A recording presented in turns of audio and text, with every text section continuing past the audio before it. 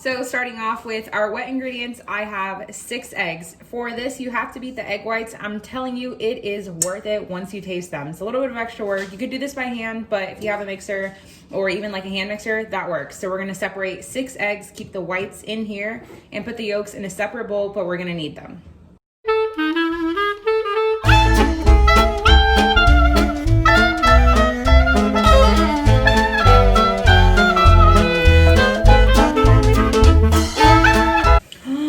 I just forgot.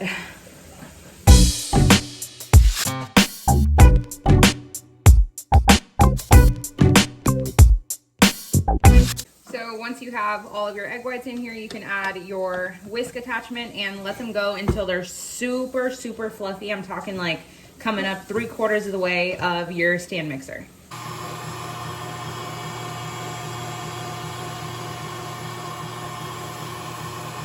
And in a separate bowl, preferably a pretty big bowl because you're gonna combine everything in the end together here. We're gonna add a 1.5 cups of some sour cream. Then we're gonna add a 1.5 cups of milk. Then we're gonna add, this looks so cute, it looks like a little flower. Then we're gonna add 6 of our egg yolks, a teaspoon of some vanilla extract, or in my case, vanilla bean paste. Then to this, we're gonna add 2 sticks or 1 cup, that's, you know, each one is 1/2 cup, of some melted butter. But before that, I like to kind of give everything a little mix at first.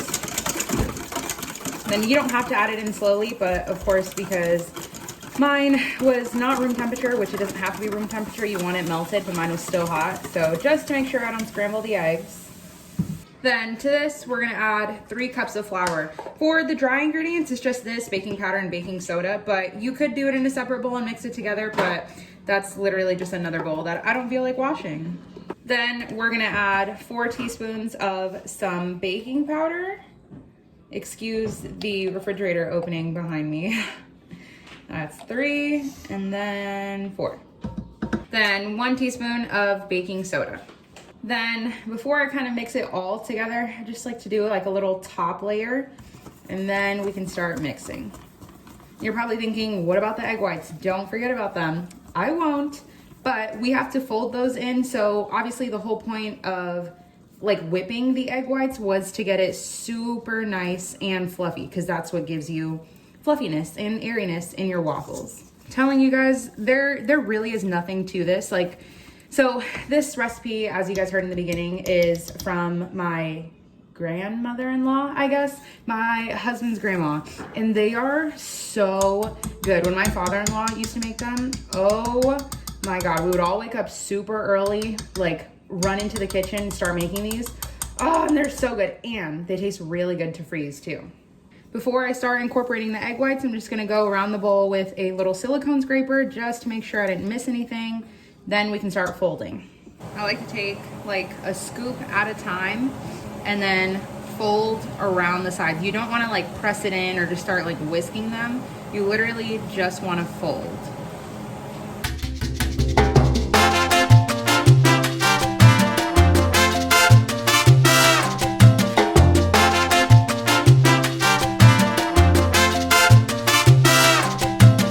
So I have my waffle iron getting hot to like a 3 out of 5, so like medium.